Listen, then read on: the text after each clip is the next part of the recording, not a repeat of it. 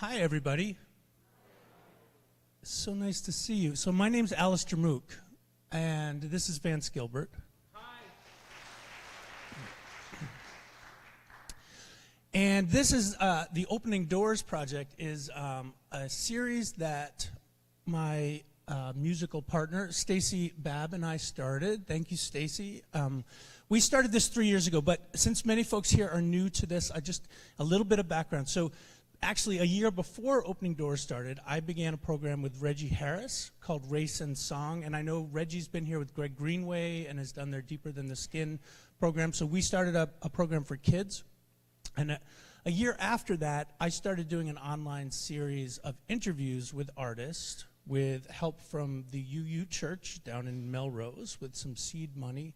And I needed the first guest. I wanted to be a friend, somebody I know would help put me at ease, because the plan was to dive in and have some honest conversations about race, at the same time as we used music as a lubricant to bring people in, right? And so the first person I asked was my old friend Vance, and he was the perfect first guest. And the series went from there. So during the pandemic, we had a series of, I think, 8 with all sorts of wonderful people like Dom Flemons and more local folks like Pamela Means and Kemp Harris. And then we started doing live performances. So Opening Doors for the last 2 years has been doing live performances around Melrose and now increasingly other places. We have an education arm, and we're building up our education roster. And all of the programming we do is rooted in honest conversations, right? The idea that if this country is going to progress around understanding race and the way we treat each other, that we need to be able to talk. And I can't think of a better way to do that than through music. So that's how we ended up here, and that's why you're here at this show today. Okay? All right. In case it was unclear, so Vance and I are going to be playing some songs. We're going to be talking in between songs, and that's the format. And I just want to thank the Reading Cultural Council that helped support this show. We, Opening Doors, we have a fiscal sponsorship. We're a volunteer organization, so your donations help us continue to do the work that we do so that we can do these programs for free. And I'll tell you a little bit later about, we have a newsletter to sign up on and a survey to follow. We will sell brushes at your door. It's a whole business. Ladies and gentlemen, please welcome, he needs no introduction, the legendary Vance Gilbert.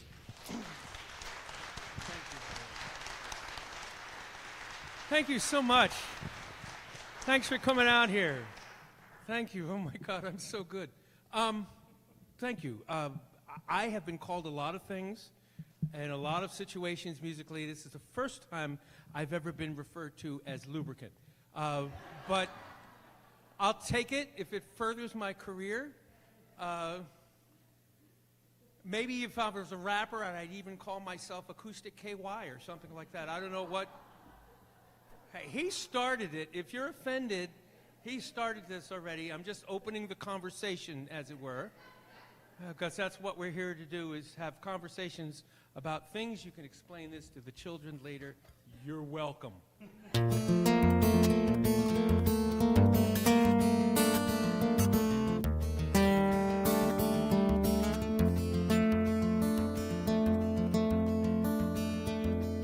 Goodbye, Pluto. So long to your tradition and your solo life's ambition of just whirling around the sun. Goodbye, Pluto. Being number 9 was nice till you lost your planetary status.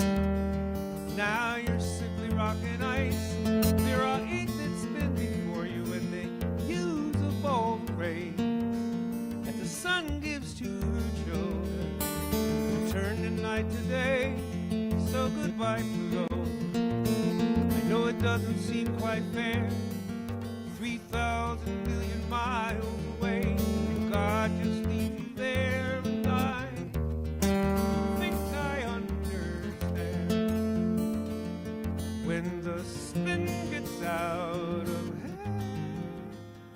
Sometimes all that's left is time to say goodbye.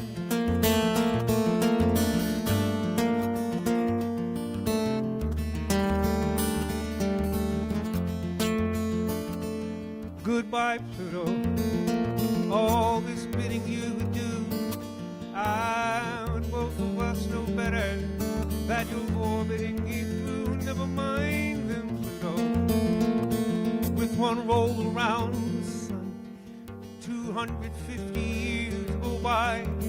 When that year is done, by the time you know, they'll be dead and gone to dust, taking their equations with them, their opinions gone to rust and die.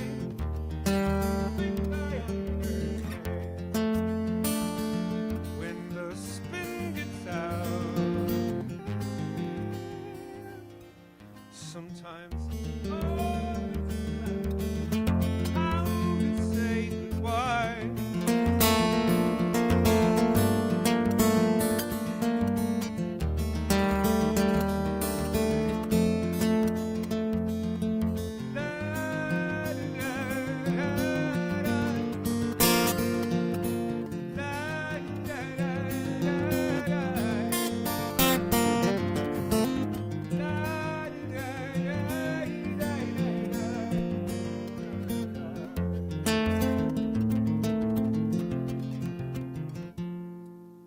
Goodbye, old me. You were useful while you lasted. Now I'm dropping off that bastard that kept springtime out of reach. Farewell, you old familiar. As you track your way through space, there comes a time when all is done and comes a race. Oh, goodbye, Pluto. You'll be salty for a while, but a couple trips around old Sol, you'll be back in style, and I think I understand when the spin gets out of hand. Sometimes all that's left, how to say goodbye.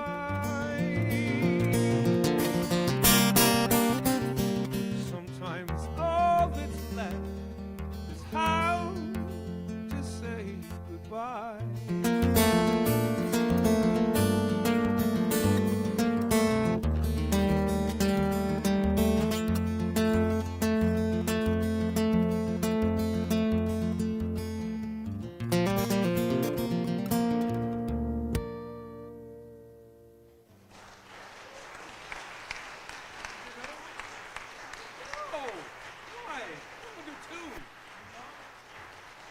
Why would I do two? Okay, then do it. I'm not going to do two. You do one now. Okay. I mean, I am the guest, but... Yeah, they came to see you. They didn't come to see... They came to see us. Oh, okay. Did you come to see us? Are you really going to test them? Really? Bunch of liars. All right. All right, then. Yeah, I can play a song. Oftentimes when we've done these, I haven't. It's actually been a great pleasure not to be a musician, to just be an interviewer and talker. But you're making me work. Exactly. That's racist. I have to talk about it. That's why I'm playing a song. See what I did there? Opening the door. He's opening the doors. Opening the door. Man, they got the right guy for this. Uh-huh.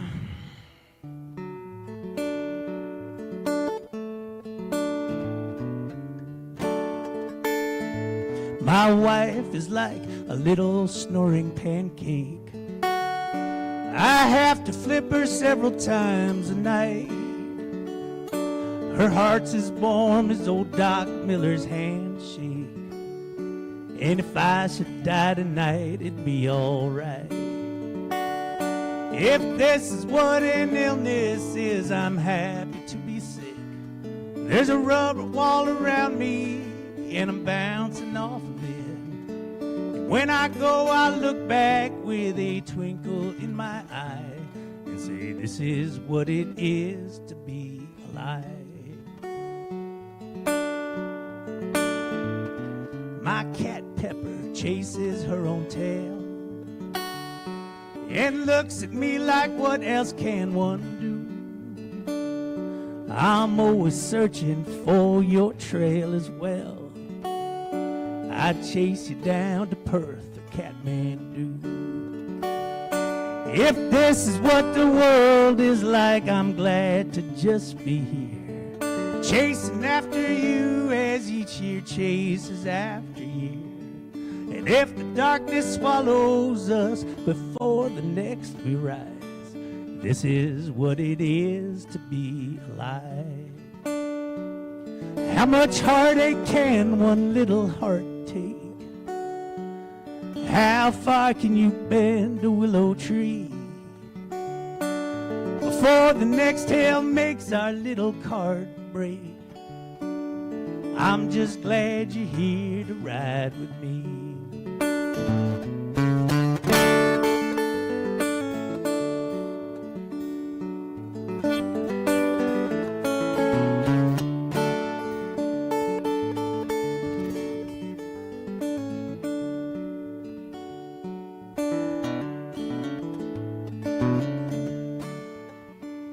My little girl runs around the living room, picking up whatever she might see.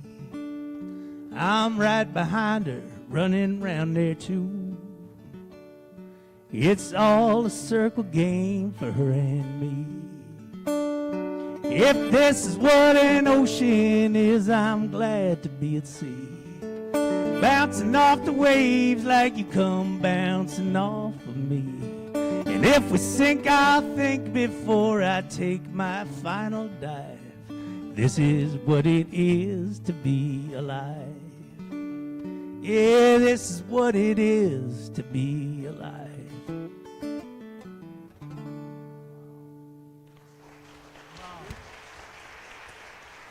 Thank you. Thank you. Come talk. Let's talk a little bit. Come talk, my friend. Here I come. It's gonna be a while. Here it comes. I'm gonna have to make that noise each time I get up. I apologize now. I'm at that age where you just make noises. Sorry.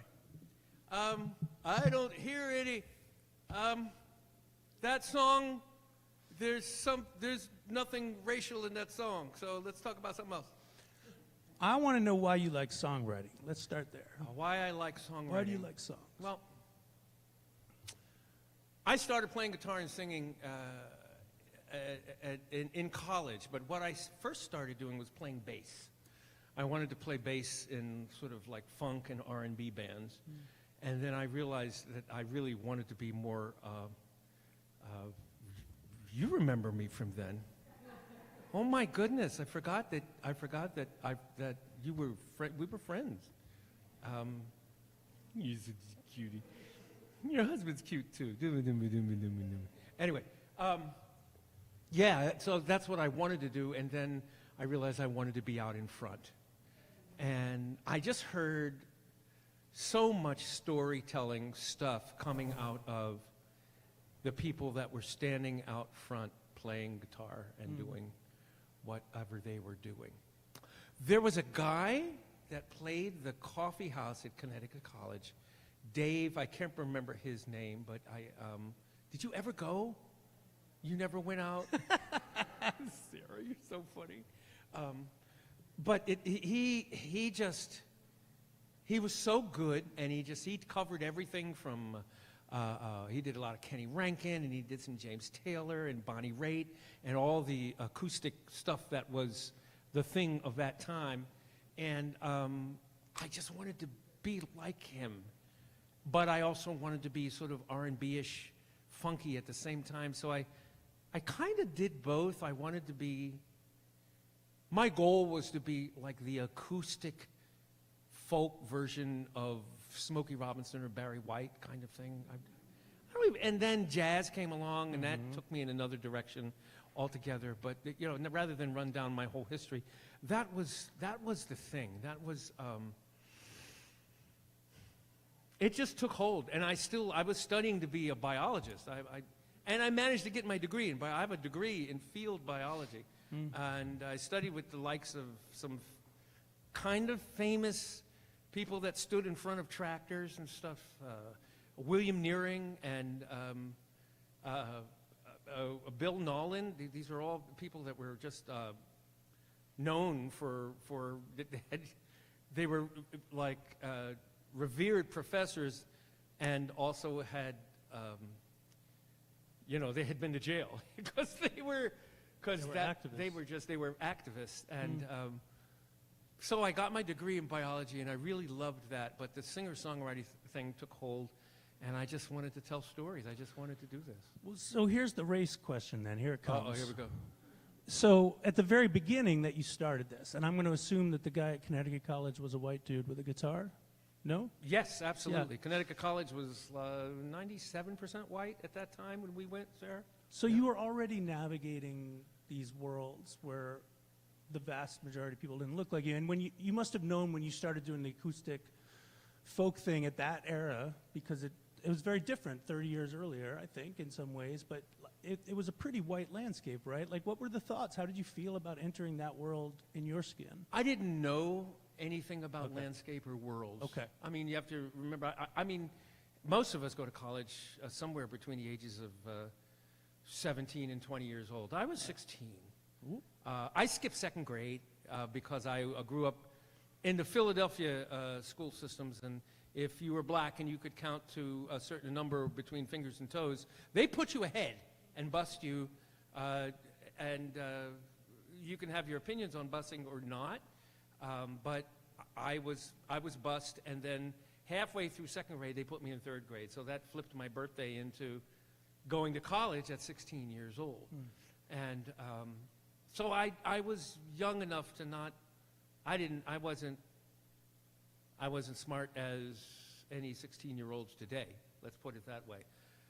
I knew there was probably a landscape of sorts to deal with, but all I wanted to do was play. And the people that I was listening to that I loved, that were like the James Taylors and Kenny Rankins and such, were white guys that had a somewhat black sound. Mm-hmm. So it was already kind of pre-stirred and pre-mixed for me because of what I was selecting. Boy, am I going to gore this sacred cow? I was not a big Jackson Browne fan. I didn't get it. And anybody that, you know, John Denver, Jackson Browne, those names and folks didn't hit me the way that the singer-songwriters that you know had Ray Charles albums at home hit me. And that would be James Taylor and Kenny Rankin and Bonnie Raitt, and then came Joni Mitchell, which I didn't know what the hell to do with, because she was also very soulful, very cool, but the language was so all over the map. And then I saw who she was playing with, and I saw a lot of Wayne Shorter and the people from Weather Report and the jazz groups were playing with Joni Mitchell, and that really attracted me because there was a blackness to that music, Joni Mitchell. I can't believe I'm saying there was a blackness to Joni Mitchell because of its semi-jazz roots. Sure. So that was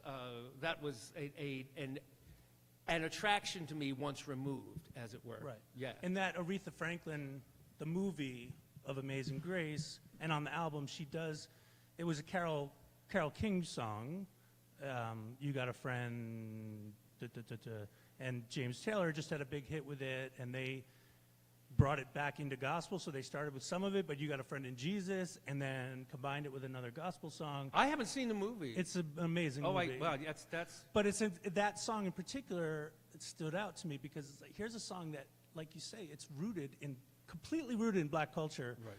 Carole King wrote a song in her own voice, but one in which is rooted in black American culture, right? And here was Aretha Franklin taking that song and back. Carole King wrote in a blackish voice. Yeah. Let's be clear, that was a different voice than. That was a different. I'll stand on your dad's coffee table and shout it at the neighbor that she was writing. She did a lot of writing for. Right. You know, this whole world starts getting you down, and people become too much for me to take. That's the Drifters. That's Carole King. Right. But you're not going to do that with any Jackson Browne. Sorry. No, but so this is, and we'll get to a song soon.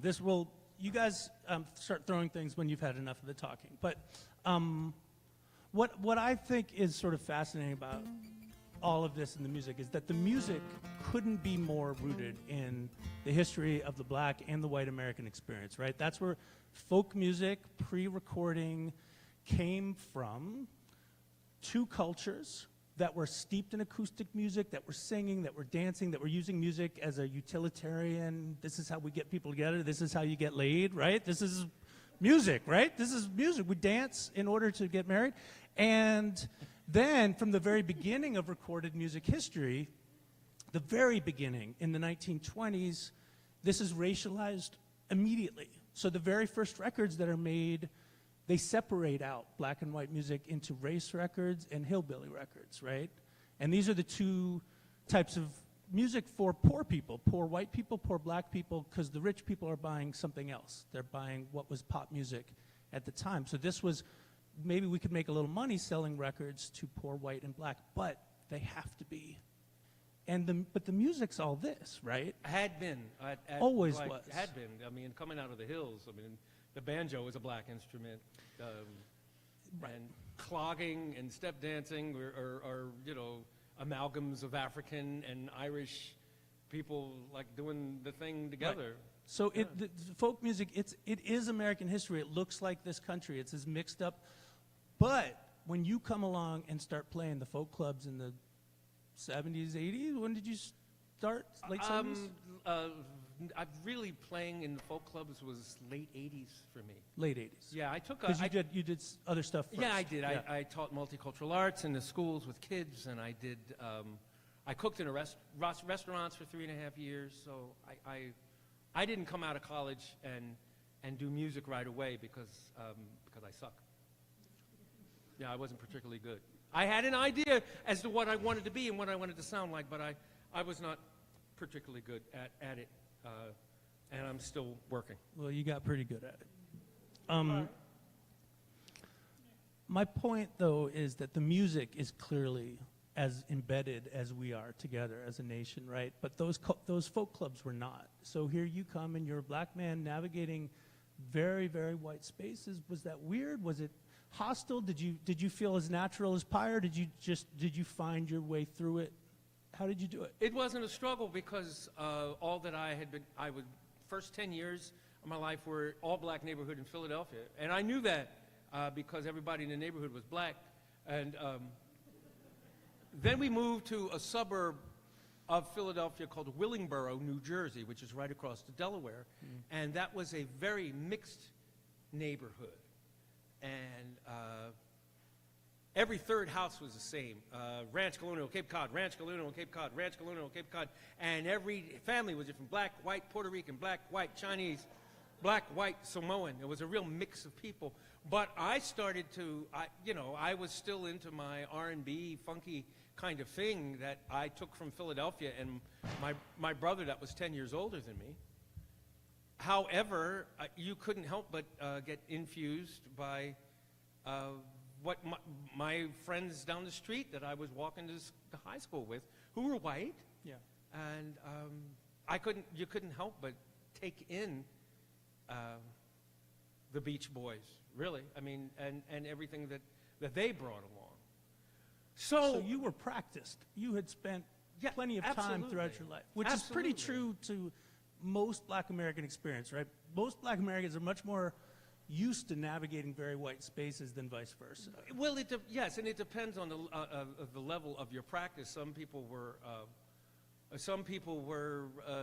seemingly doused with the holy water of some sort of equality, and then others were under constant duress.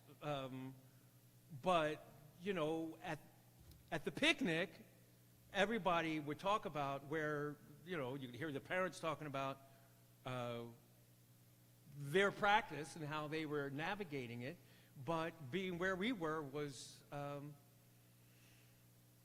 I was more shielded from it than, there were times when, I was called the N-word by people, but I also had, I always had white friends that would defend me because we just loved each other. But there was a definite line from time to time. I was I was soft and chubby and everything else, but I had an incredible sense of self. There's no getting around that.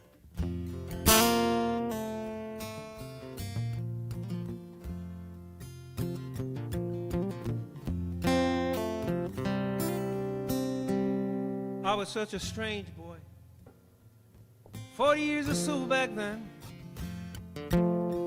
fat with big thick old glasses. I had trouble making friends, cruising through my neighborhood, could easily have come to no good end, till I stumbled into the workshops of old white men. Call your mother, you can stay. That's about all they'd ever say.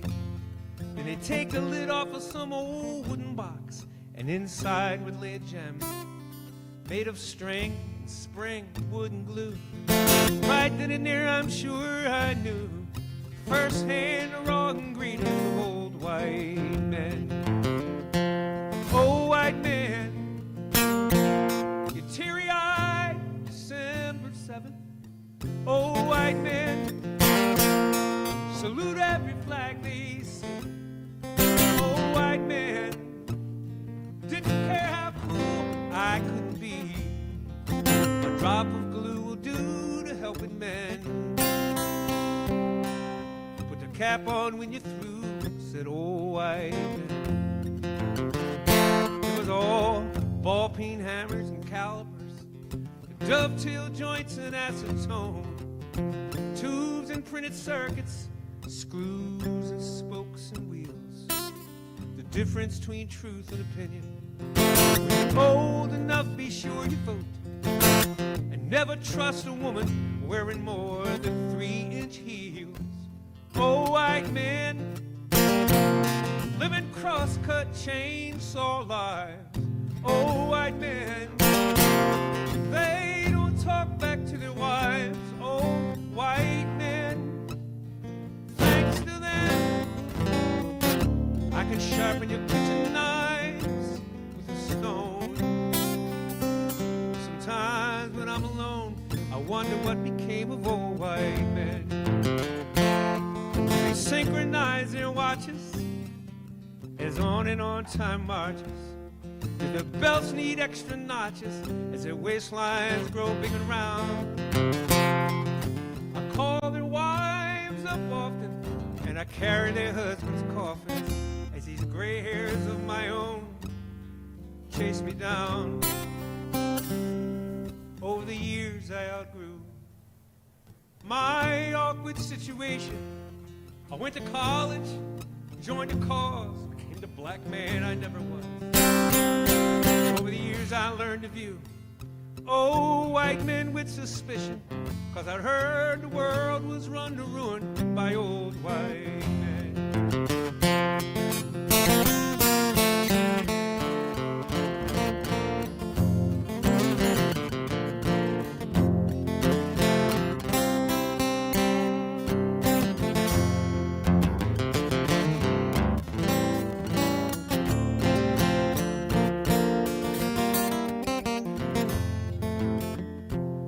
Last Thursday I was hunched over my Briggs and Stratton mower, trying to adjust the carburetor when this kid come bending my ear, always bugging me when I'm working. So I said, make yourself seem useful, son. Clean the carbon off that spark plug, wipe it down, and hand it here. Oh, white man, look me squarely in the eyes.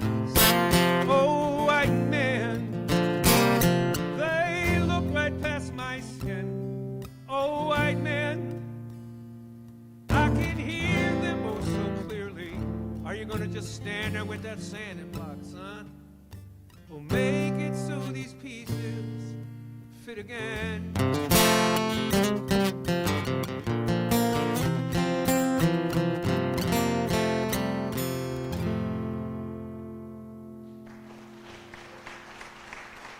so much. Yeah. Thank you so much.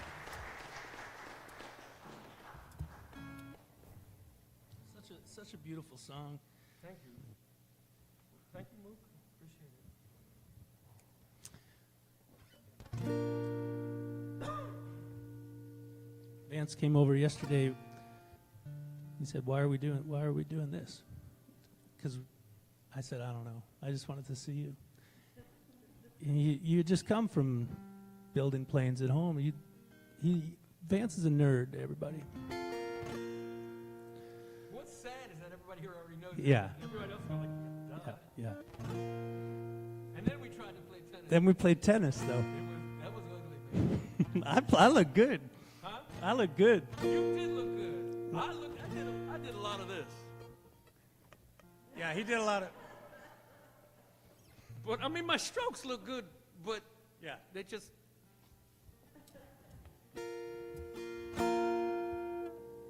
We were well matched a couple years ago. We'll keep working at it.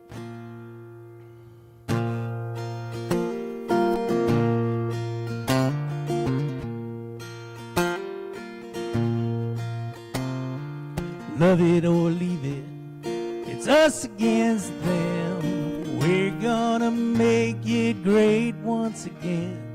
This once was the home of the free and the brave. We all had it good here, except for the slaves. When we came here, this country was pure and pristine. The skies were all blue and the trees were all green. We fought for the rights of the nation we'd built, and all here rejoiced, except the natives we killed. And then we built cities with roads and great forts, protected by great men aloft in great forts. And then came the railroads that stretched to the seas. We all had it good, unless you were Chinese.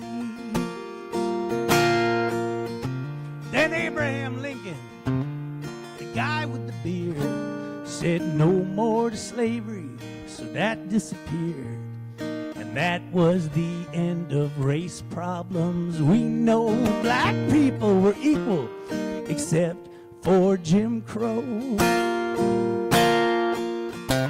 Well, the late 1800s were elegant, grand, Victorian houses, trust in the land, the right to your income and vote you possessed for all of us here, barring those who had breasts. Then depression and war kind of soured some years, but we all pulled together, got back in gear. Freedom secured in the home of the champs, offer not valid in internment camps.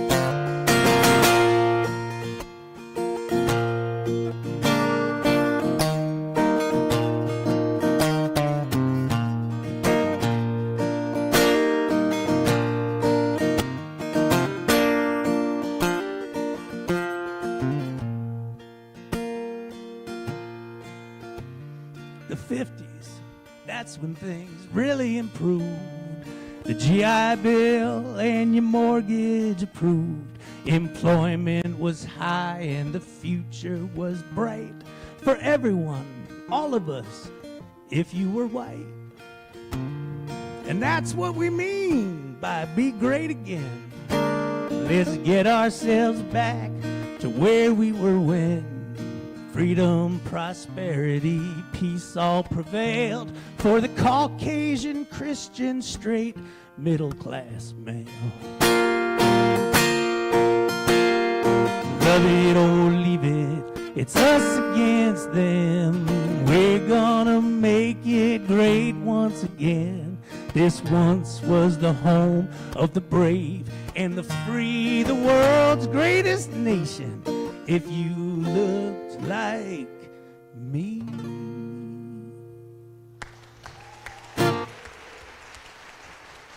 Thank you.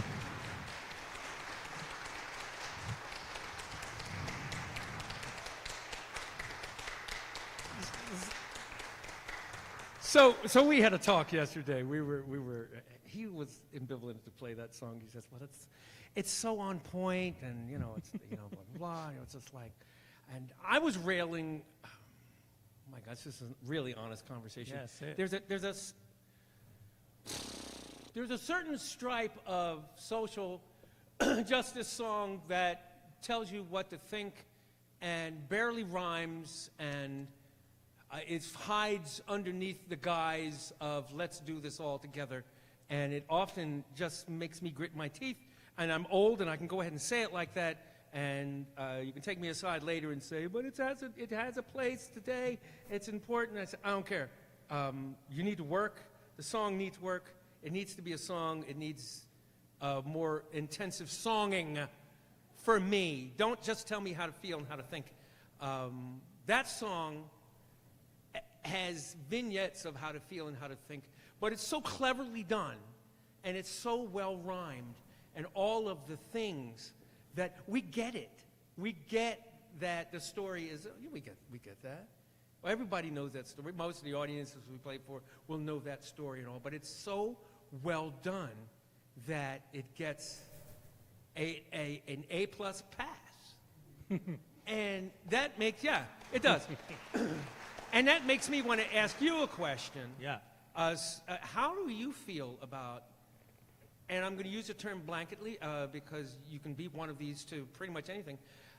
How much, and I know the answer because you shared some things with me yesterday that were fatiguing you.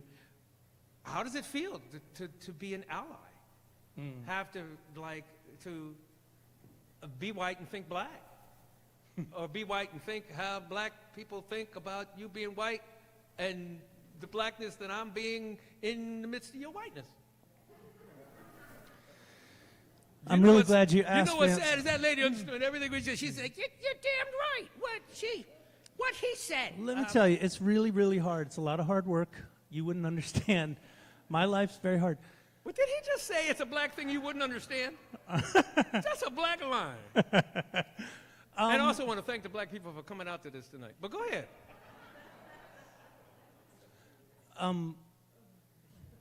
Even that word ally it's so complicated, right? And I will say, here's my vulnerable moment. So, I've been a liberal my whole life. Does that get me? Should I get an award for that? Maybe. I was raised by liberals. In fact, my dad's here. My parents were both Peace Corps or Peace Corps adjacent, spent their whole life working on education, health issues in Africa. So I was raised in a family that was deeply rooted in a completely different black culture, right? Black culture from my house was like an African museum. And I thought that made me understand race more. And if anything, I think it made me even more confused because the black American experience is so specific. And the fact is, I spent most of my life feeling fear of conversation, right? When I'm in the presence, including with you, years ago, I would feel this nervousness, right? And I would feel this. Well, I make anybody nervous. Well, you do. You're specific. You never know what's going to come out of my mouth. Squirrel. So. No, I think I felt that need to sort of show, right? I'm going to show you I'm an ally. What can I say that will prove that I'm comfortable? And so I was always on edge. And I think that's why I've never really been able to articulate this, but I used to feel the same way around LGBTQ folks. I wasn't raised in a way that made me, how would I have been, right? Right, exactly. On my playground, we were scared shitless. There was a house adjacent to the playground where apparently, I never saw them, but there were two gay men living there. And man, the way kids on the playground talked about that house, it was haunted, right? Like if you walked by it, somebody might come grab you from behind or something, terrified. I would cross the street. And again, I'm not being taught that there's anything wrong, it's fine, but it's fear. It's a fear at a base level. And my whole life, I felt that, I want to untie this thing. I don't know how to untie it. And I I met some nice lesbians along the way. That is the title of a song if there ever was. Yeah. I met some nice lesbians. I've met some nice lesbians along the way. I didn't know what it was like for them to be gay. I've met some... Go ahead, please. Sorry, I cut you off. Sorry. No, it was just getting good. Then I ended up with a kid, an LGBTQ kid, but I had already, I had spent enough time, that's what it is, right? Getting comfortable and learning, there was a point at which I realized that I could talk with somebody who was gay, and their being gay was not the most interesting thing about them anymore. That was the point where I felt like, this is another human being, and we can just be human beings together. And then I thought, now how do I do that around race? Because all of those feelings continued to be there, and it's still very much a work in progress. But I took a very deep dive about 5 years ago, where I just felt like I need to figure this out for myself, and I want to be able to talk, including with my friends like you. I want to be able to talk and be myself, and but in order to get there, I'm not a reader, but I read a lot of books. I talked with a lot of people. I talked with some pretty smart white folks who had figured a lot of stuff out for themselves, including my friend Dan Zanes. And then I reached out and I started doing some grassroots work with a group of children's musicians, and we called Family Music Forward. And it was about, that whole group was about challenging some of the systems. You might not think children's music has a lot of barriers up, but as much as any genre, right? And the proof of that is that the same people kept winning the same awards, and they all kind of looked like me, right? And so this group started as a way to challenge some of that. And on the back of some of that work, and some dramatic stuff happened personally for myself during that process. I was nominated for a Grammy Award for a second time for children's music. And I knew him. And he did. Vance knew me. I knew him. That second, I don't usually talk about this in these spaces, but it's important to the conversation. So in that period of in the midst of this work of allyship, of interracial challenging, all of a sudden I got, here's this big matzo ball, right? This is yours. It was the year that George Floyd was murdered. It was 2020. And for much of white America, it was one of those things that happens every 15 years or so where white Americans go, oh, there's still racism. I didn't realize. I thought we'd finished that because Obama, you know. And I got nominated with a group of 4. There were 5 of us, all white performers. And some of the best albums of the year, there was a great hip-hop album. There was a lot of, it was off. And it felt particularly off in that year. So 3 of us declined the nomination, and which was really hard. And it was really, it was hard because it led to a whole bunch of bullshit. It led to white savior narratives and national press and a lot of other stuff. So it was like getting in the deep end of the pool. Yeah, you know, you're not going to win because it's a certain amount of privilege in saying that you don't want a Grammy. 100%. And I remember coming up to you at a party somewhere and basically saying, "Hey, what the hell is wrong with you?" Yeah. So several black people did, by the way. Here's the deal. Here's the deal. I think one of the greater things in all of this, in all your, I'm saying this as lovingly as possible, in your kvetching about it, is to know that there's a conversation to be had, because many people don't. That's the thing to know, is that there's something to talk about. I have a friend in Colorado Springs, Colorado. That should tell you enough right now. And he says, the problem with race in America today is that we're always talking about it. And what do I say to this guy? My Buddhist Judeo-Christian part of me loves him because I know if there was a lava pit, he'd grab me by the collar and save me. And that's my litmus test for loving somebody, whether they'd grab, that's all it takes. I know this sounds strange, but that's all you need to be able to do is save my ass from a lava pit and I'm good. You have to have no, don't shake your head, because that you have to have a baseline for whether somebody's worth your time or not. And that's the real deal. You have to, how do I just ignore, oh, this guy's an asshole, and just prance off into the sunset? I can't, because as Loretta Ross, the great equality teacher, would say, there's a circle of people that are worthy of calling in rather than calling them out. You got to call these people in, and if they're worthy enough to love me, then that's a shoot. Let me play a song about it. Okay. Running my mouth with you about it.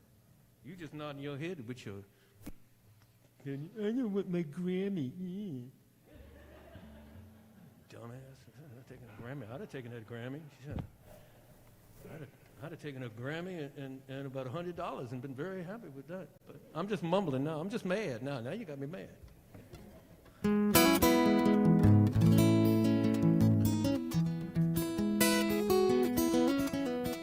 This is a political song about that very thing, about being in somebody's face who is. I know who you voted for. I hear when your news come on. I see the kind of truck you drive, and that sign stuck up on your lawn. I ain't here about your squeaky gate or what WD-40 can do. I'm just sitting uninvited on your front porch with you. Something where there once was nothing.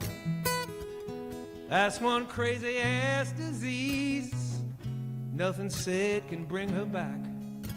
At least on that we both agree. Nothing but some crickets and these rocking chairs. And another day you made it through. I'm just sitting uninvited on your front porch with you.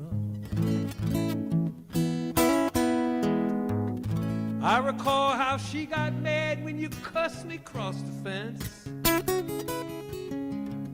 You said I was some kind of so-and-so. Hell, that seemed like it was yesterday.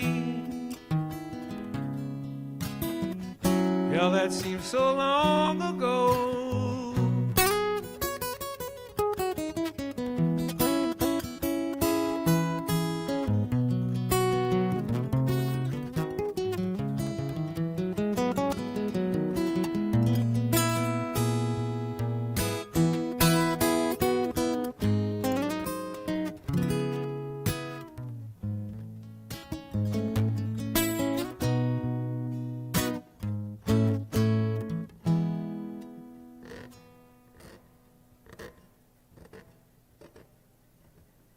Lightning bugs is all around us. I know you call them fireflies. Either way, they twinkle in the black, trying to imitate a starry sky. I know you appreciate this gesture, but they just bugs. That's what they do. Ain't no need of saying nothing. I'm just sitting uninvited on your front porch with you.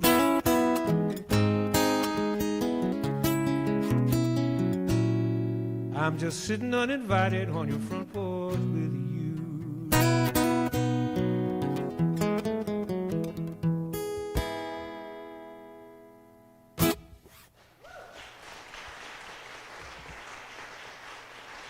you so much. Yeah. What do you think? Huh? Yeah, play some white things.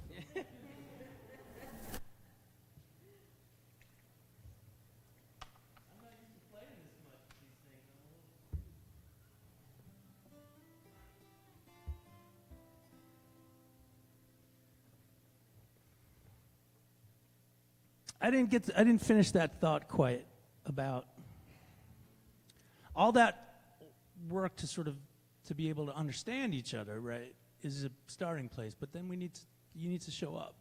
We need to show up for each other, and that's work. You know, it's more than just conversations. It's taking on the hardships that each of us in this country face in different ways and making them on our own, which is exhausting. It really is. It really is. But that exhaustion is what I think it is to be in it, right? I live next door in Melrose, and right now in Melrose, we had 2 racial incidents that made it into the Boston papers in 1 week. They didn't both happen in the same week. They made the papers in the same week. And I'm part of a group that has been working with Boston families for 4 years, and there's nothing surprising about it. And I promise you it's happening here in Reading. It's happening in all these suburban towns. The use of the N-word in our schools is rampant. And when these things happen, so many white folks show up and they say, I can't believe this is happening in my town. And you want to say, I can't believe that you can't believe this is happening in your town. It happens every week. It's so easy. That's the privilege. It's not the house. The privilege is being able to ignore it, to think it's not happening, right? And that's a privilege that's not available to folks in our country who aren't white. So I think the work is to show up.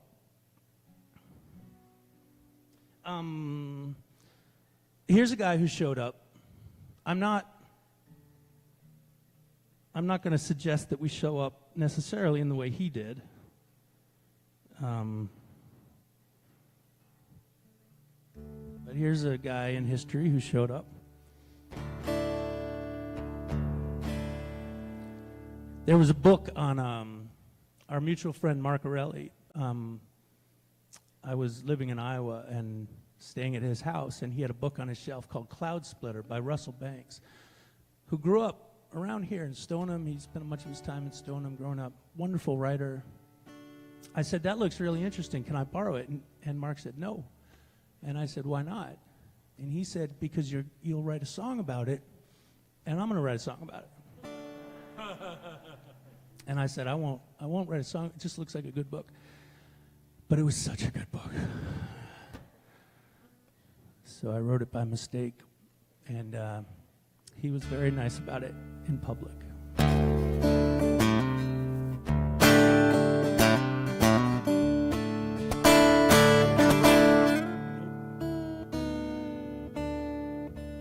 This is a double dropper.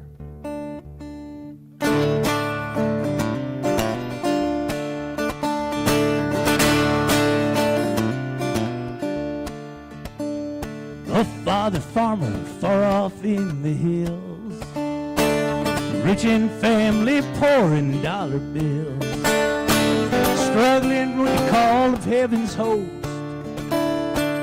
fighting all the demons and the ghosts. Heard a cry from far off in the south. He turned his gaze away from his own house, found the battle he was born to fight, took his sons and left that very night. The current conflict raging in the west, Lawrence, Kansas next to face the test. Father and the sons come overland. Within a year there's blood on all their hands. Every man's affected when he kills. Death's a mighty bitter tasting pill. John Brown heard the whisper in his ear, now bring to the South what you've done here. With Cloud Splitter, open up the sky, make this country open up its eyes. With Cloud Splitter, what's it gonna take? How's a nation fix a great mistake? October 16th, 1859, 21 men waiting for his sign to cross the wide Potomac to a shore where slavery's hold was cold as it was sure.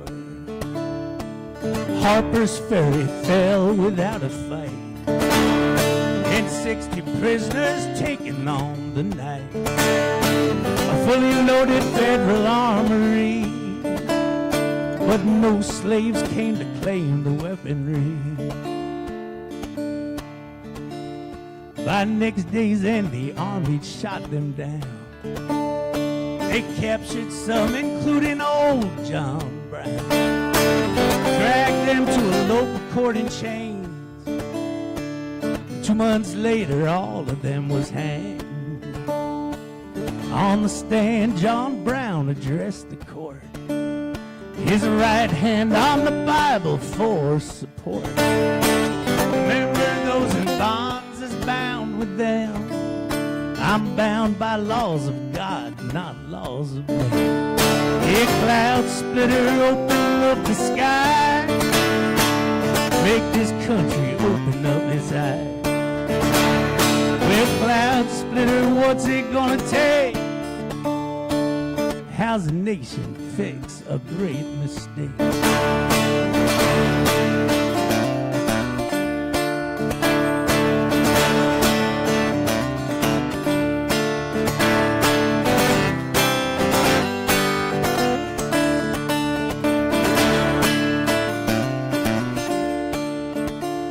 Within 2 years, the Civil War had begun.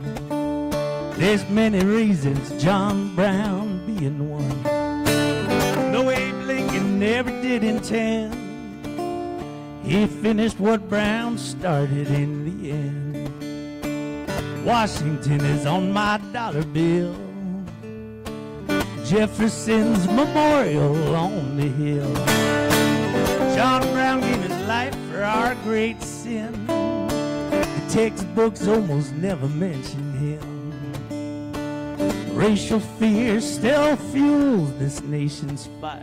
The smoke is thick and always getting higher. Up in heaven, John Brown sits and cries. Come back, John, open up our eyes.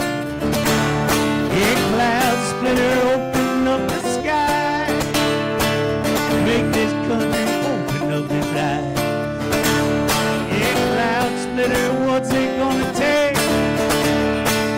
How's a nation fix a great mistake? Cloud splitter, open up the sky. Make this country open up its eyes.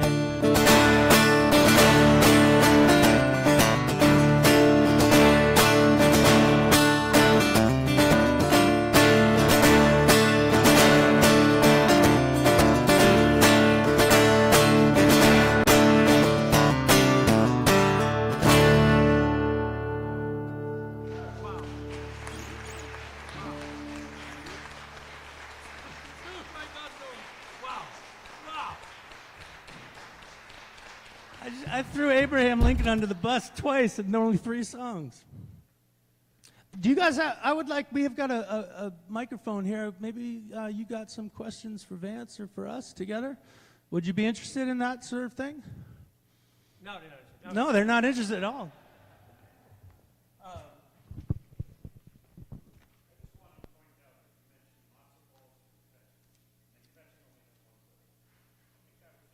Thank you. Thank you. He's the one that said matzo ball. Kvetch. That's what I probably had. I'm not explaining this to you, Peter. I was trying to get the V out, and it got stuck. I think that's what happened. So let's talk about marginalized people. I know you want me to be more on the mic, but I just don't give a shit. Let's talk about marginalized people at war. And this is a fighter pilot on his deathbed. And it's called Wingman. And I don't have music to it yet. I'm going to let you folks in on the thing. I wrote this lyric. Joe, I've been fighting this lyric for a month and a half now. And I wrote the lyric. And when you go out with them 2 little loud-ass dogs of yours, now, you got some new dogs. He's one of my best friends, 2 of my best friends back here, my neighbors across the street. I babysat the older daughter while the younger daughter was being born. And I know the book I was reading the night that Sierra was born. It was European Transport Aircraft Since 1910 by John Stroud. Putnam, as in Putnam, Amelia Earhart's husband, copyright 1964. Anyway, I've never been so stuck. I wrote this lyric, and I don't want to put any music to it yet because I don't want to screw it up. I don't want to get music in my head to this lyric that I can't get out of my head and have the song wait for such a long time. So that's been my writing process, and it's really a pain in the ass right now. It has stulted me, and I've gone on to do some other little things, but I can't wait to get some music to this because I like the lyric, and it's called Wingman, and it goes like this.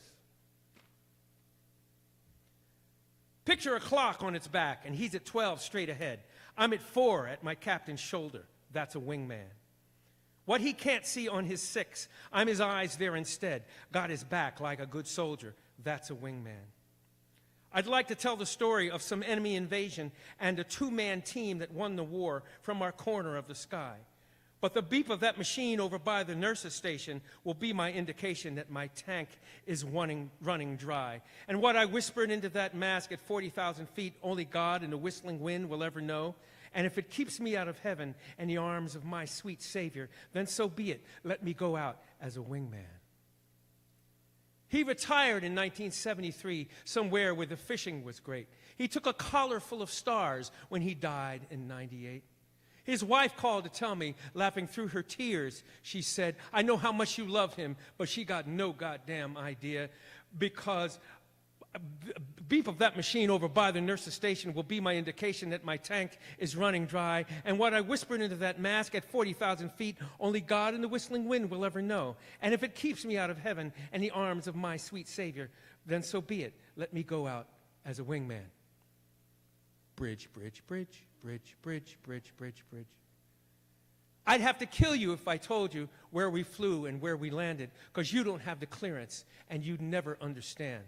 But now I'm coming in hot for final, and the good Lord has his reasons why I was born and died when I couldn't love another man. And the beep of that machine over by the nurse's station will be one long tone to tell me that my tank is running dry. And what I whispered into that mask at 40,000 feet, only God and the whistling wind will ever know. And if it keeps me out of heaven and the arms of my sweet Savior, then so be it. Let me go out as a wingman. Right? Right, I mean. Ooh, that was pretty good. So I am going to do two. I have another kind of song that deals with this thing.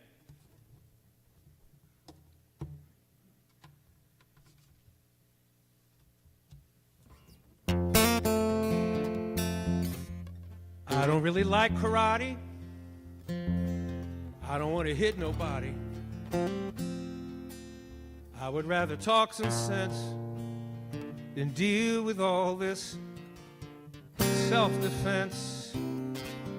There's a boy I know in homeroom. Other boys make fun of him. He would rather sing with the girls in chorus than hang out with the boys in gym. Didn't understand the reason when he passed me the other day, why his lip and nose were bleeding and 3 other boys ran the other way. So I followed them where they were running to a corner of the school playground where the honeysuckle climbs the fences where there's nobody else around. I politely asked them why they did it. I told them that it didn't seem fair. He always helped me out in algebra. That's when a fist came through the air. That fist caught me on my shoulder. I never had a chance to run. 3 bigger boys just started swinging. 3 bigger boys against just one.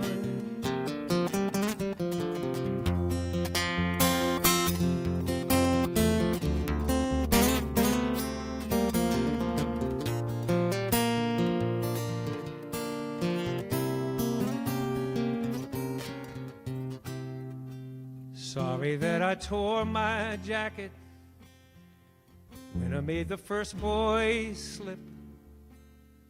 Sorry that the second one's teeth found their way through his bottom lip.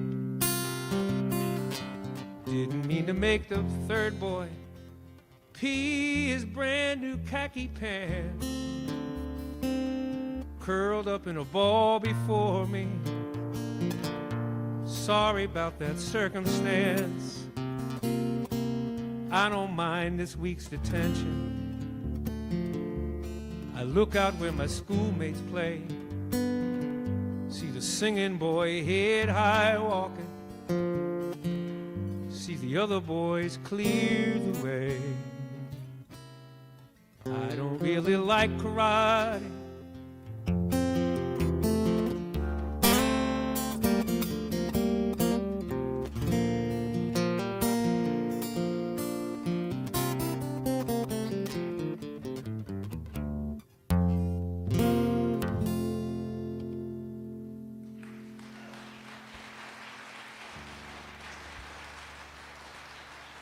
Well, let's talk.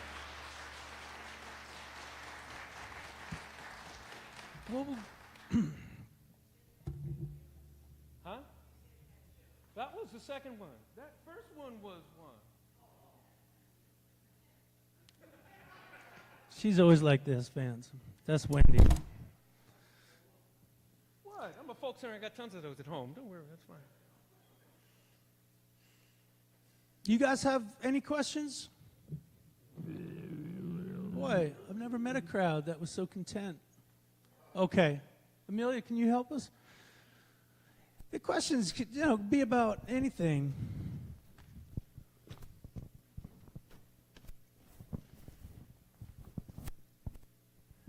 Feels like Oprah. Hello there. Vance, are you sure that Wingman wants a melody? I'm a big fan of spoken word recitation. Yeah, me too. Yes, I hear you. It's a great question. I really want to give it a shot because I have this. I can do that. But if I can come up with I don't know, Joni Mitchell or Richard Thompson sounding thing with that tells a story musically on that, I will be over the moon. But if I don't, I'll memorize it and do it as a poem.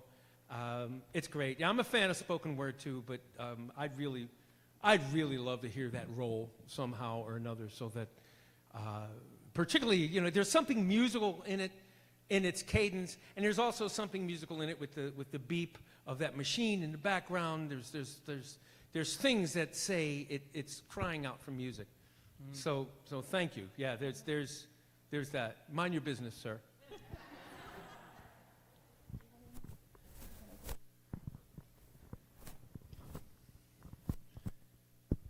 I'm going to stick my neck out. So I don't like karate either. You don't like what? I don't like karate either. I don't like to need to use it.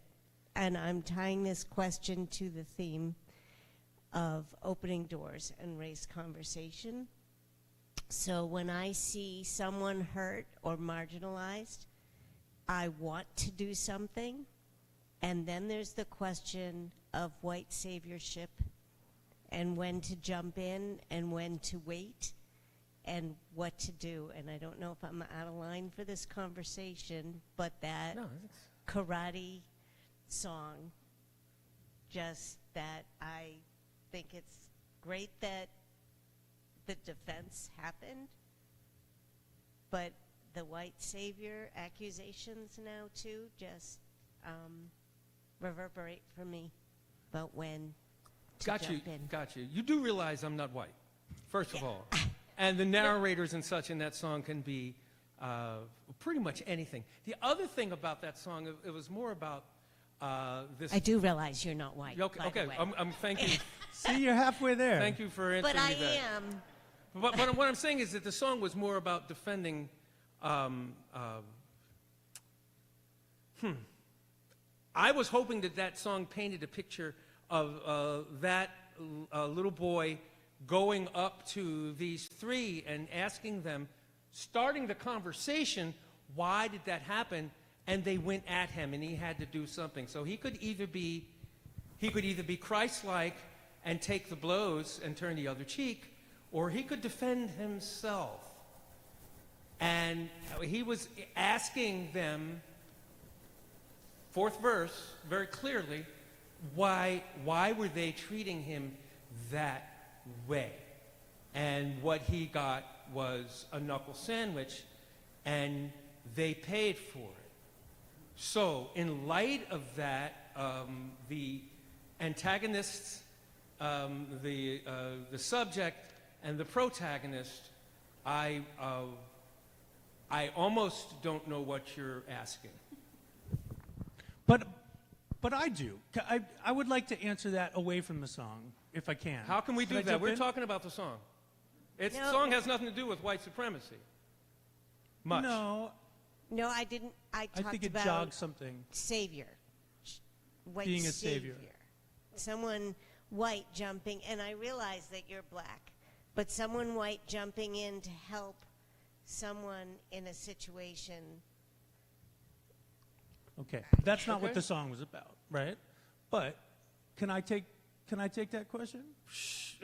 In a sort of answering sort of white saviorism way, go right ahead. Yeah, let me do that. Yeah. Look, that question, and it's important, right? Like, we need to be able to ask questions, and I'm talking here to the white folks in the room, which is all of The you. room. Yeah. Listen. This question of how to act without harming it's important, but it's not as complicated as I think so many of us make it, right? The job is to help. But people don't always know how to help, right? So you do the work that you can do to learn how to be helpful, right? And that takes talking and reading and especially listening. But none of those things are an excuse for not acting. We need to act. So here's the thing that I've learned the most in my journey through some of this work is the biggest single thing that each and every one of us, not just in the white world, but in human world, need to learn is how to make mistakes. And it's okay to make mistakes. The thing that shuts so many people down, one of the first books I read was Waking Up White, written by a woman from Winchester. It's a wonderful book about learning. In fact, it's called Waking Up White and Finding Myself in the Story of Race. The narrator, the writer, was, I'm going to keep going with my Jewish heritage, was verklempt in a way that I never have been. I've always been willing to talk and be involved more than she was. She was so shut down. And she talks a lot about sort of WASP culture and politeness, that she was sort of smothered by the politeness that she was taught growing up. And as she learned that race existed in America, that dynamic matters, and that she had a place in the story, her first response was to get smaller. And she was terrified of making mistakes, right? When I started getting really involved at a grassroots level with interracial work, I made every mistake I could make. And when people would say, the way you're helping isn't helping, everything that I've learned in my life made me want to say, no, you don't understand. I really am helping. Until I learned how to go, okay, well, I'm going to listen to that. And then the next thing was to decide that just because somebody says you're doing it wrong also doesn't necessarily mean you're doing it wrong. Right? So it's complicated. I have a song called Be a Pain, and the last line in there says, when you're faced with laws you know are just insane, about gun laws in our country. And a woman wrote me a letter, and she said, I love your work. I've followed you for years. I'm really upset about this line. I have mental health issues. I'm part of a group of people, and we're trying to get rid of language like insane and crazy because it marginalizes people. And again, my first reaction was to say, no, you're wrong. That's wrong. My second reaction was, well, maybe I should just, whoever says that they feel harmed by something, then that means you can't say it anymore. My third reaction is, I'm going to sit with that for a while, but for right now, I don't think you're right. So for right now, I'm going to stick, you don't have to throw out all of your belief systems because somebody told you it upset them. But all of us can sit in that long enough to think, well, maybe I have something to learn here. And eventually we might. This guy makes mistakes all the time. Right? We were talking about it yesterday. Because he's funny. Sushi, sorry. Because he's funny. And being funny is hard in 2024. It's gotten harder. It's gotten harder. And there's a lot for me to learn. Mm-hmm. Let me circle back around to you, lady. Couple of things. Two little pieces of story. Malcolm X, in the autobiography of Malcolm X, as he was starting the movement and the movement was taking steam, there was a knock on the door of the headquarters. I'll never forget this passage in the book. And it was a middle-class, red-headed white girl with her bags, and she set her bags down and said, I want to help. I want to be part of what's going on here, and I want to be a part of it. And he said, the best thing you could do for us is get out of the way and die. Oh, my ass. That was the time. That was the time. That's what he needed to be able to say his people. Isn't that hard? However, near the end of the book, two things he regretted. After he made his pilgrimage to Mecca and saw all the faces that were nearly white, and it left him legless when he came back, one of the things he regretted was sending that girl away.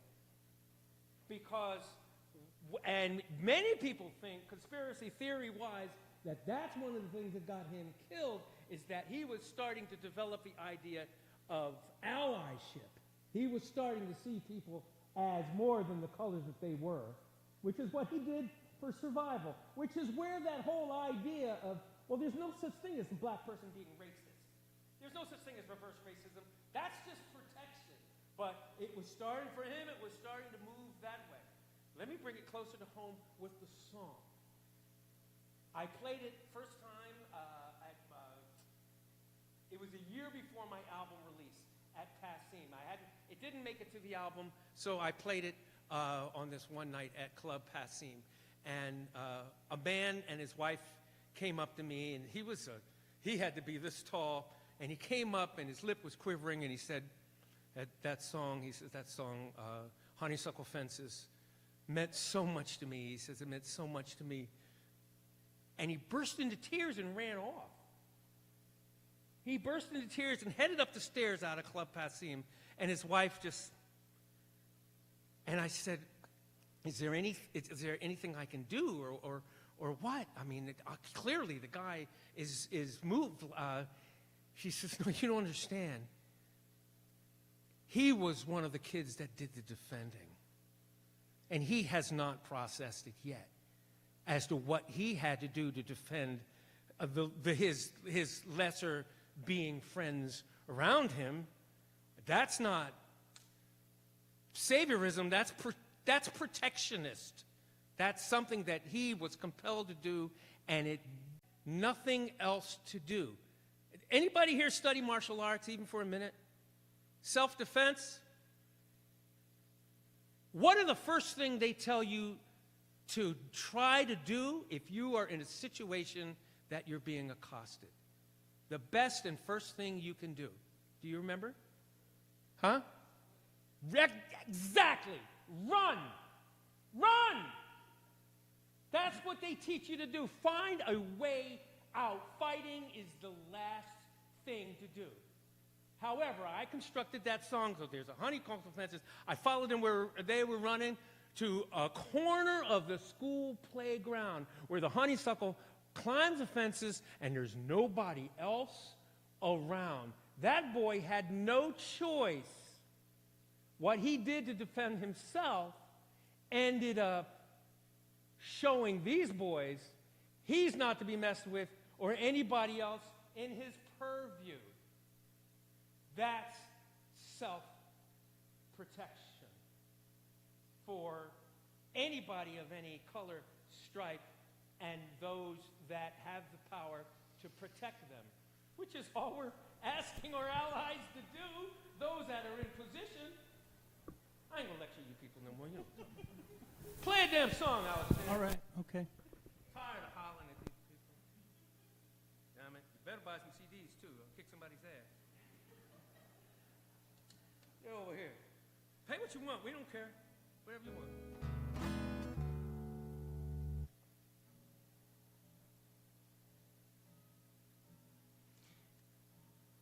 How are you doing? I'm fine. I'm mad now. Where you going, lady? Well, that's my job. You've seen my shows before. Thank you so much for being here.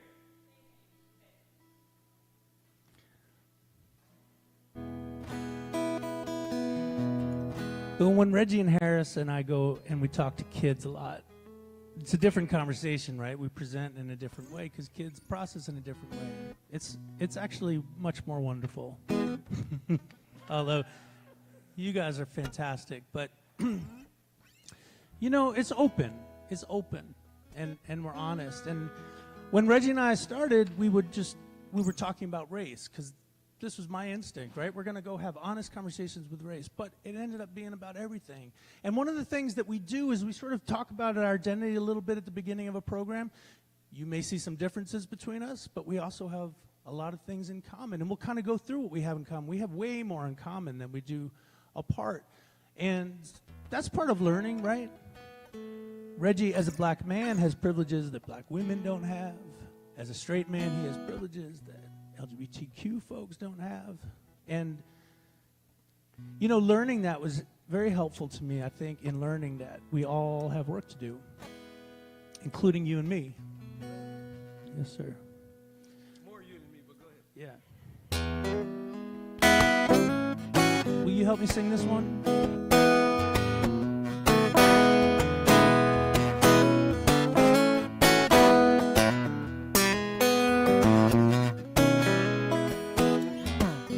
Piper picked a peck, he used his good intentions, a pack of broken promises, a pile of busted dreams.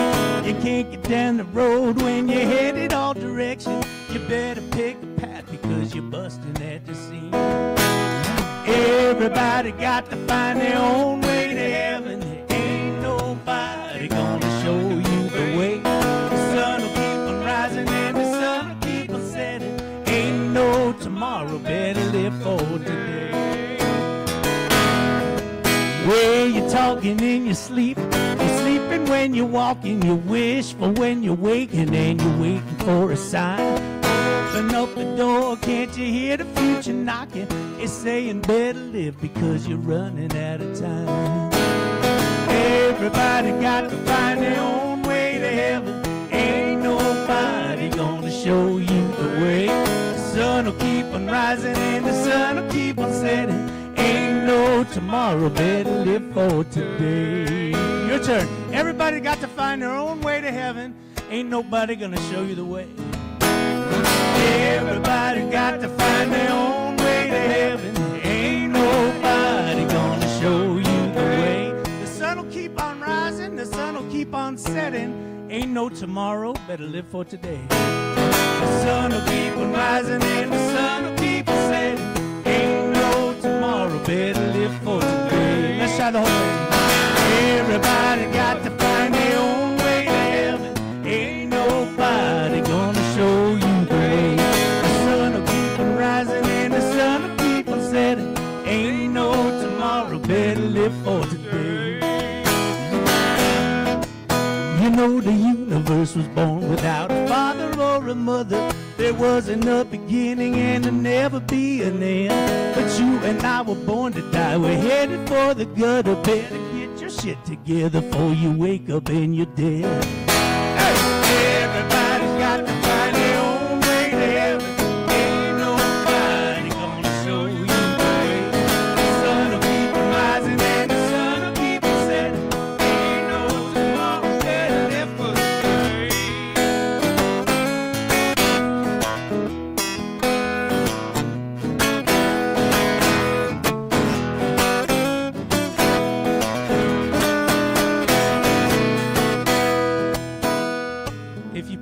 extra loud, it makes up for getting the notes wrong. I've written many songs about the many ways I love you. I can't say nothing new because there's nothing new to say. The feeling just gets deeper, so I'm thinking you're a keeper. And if there's no tomorrow, I'm glad you're here today. Everybody got to find their own way to heaven. Ain't nobody gonna show you the way. I think the sun will keep on rising, the sun will keep on setting. Ain't no tomorrow, better live for it. Everybody got to find their own way to heaven. Ain't nobody gonna show you the way. I think the sun will keep on rising, yes, the sun will set. Ain't no tomorrow, better live for it. No, there ain't no tomorrow, better live for it.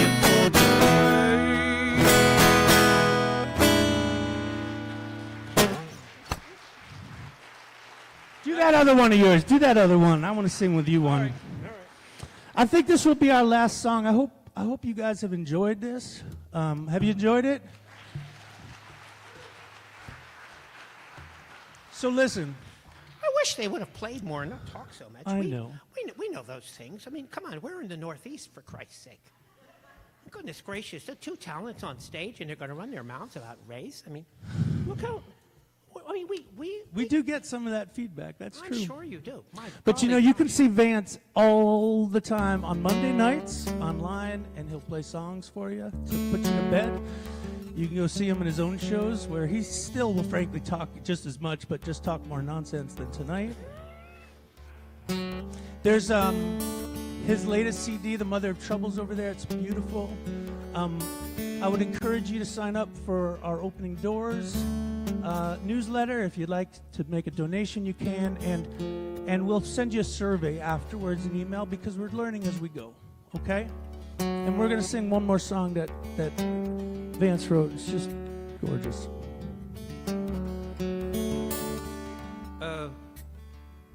Y'all have any snacks over in your house? Oh, man. All right. The dogs ate them? Your dogs are so cute, man. I love these new dogs. They're great.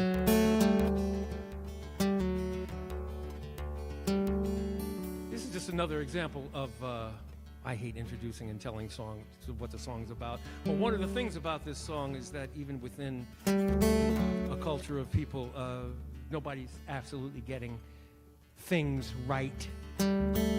Oh, thank you, Minister Amy, by the way, for having your space. Amelia Attridge, everybody, thank you so much.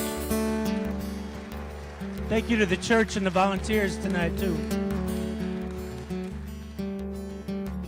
Minister Amy's up here preaching tomorrow morning. Good morning, and welcome to the BAC. We call it the Big Ass Church. It's a big ass church. It really is. You know you like that, don't you? You like that. That is going on some.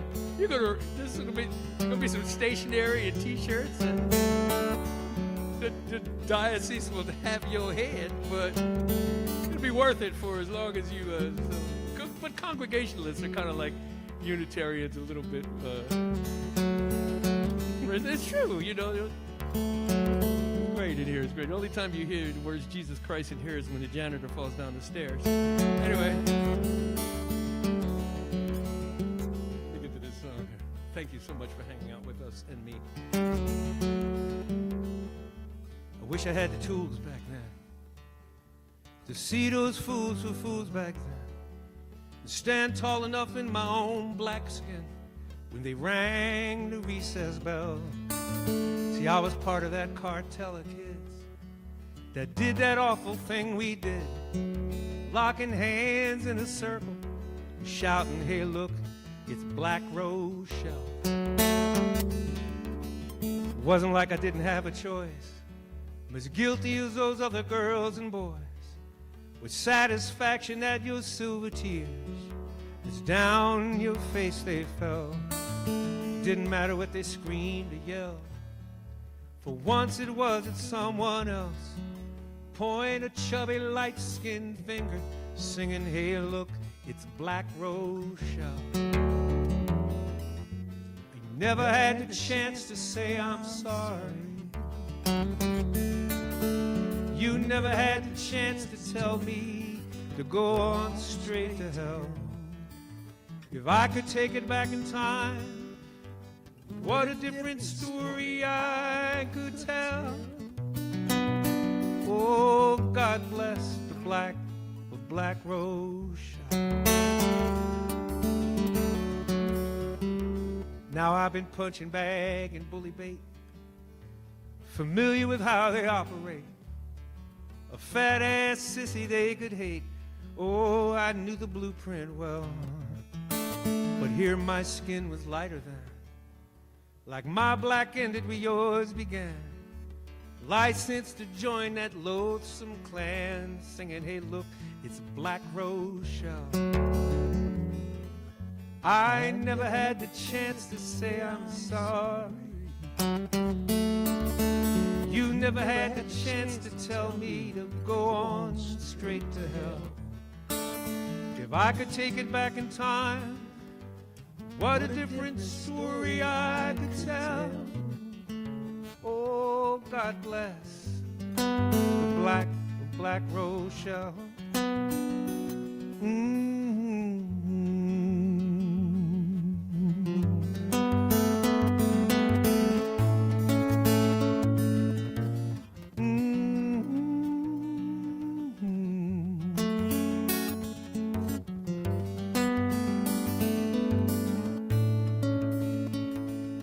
Now maybe you're a lawyer or a Pentecostal minister, supermodel, homemaker, doctor, or a judge. Maybe you have children sitting around your kitchen table, and each and every one you teach to never hold a grudge. Or maybe you've forgotten, like the pages of a calendar, coming fast, flipping past, each one looking the same. Maybe you recall a boy caught up in that broken crowd, for 50 years still haunted by that name. I never had the chance to say I'm sorry. You never had the chance to tell me to go on straight to hell. If I could take it back in time, what a different story I could tell. Oh, God bless the Black Rose Show. Are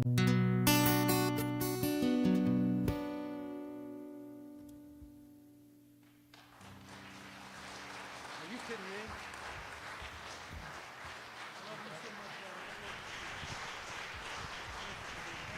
Oh, are you kidding me? Thank you so much for coming out tonight, everybody. Your curator, Alistair Mute. Give him a round, please. Vance Gilbert, everybody. Amelia Attridge, Stacy Babb helped put us the show together. Thank you all very much for coming out, everyone.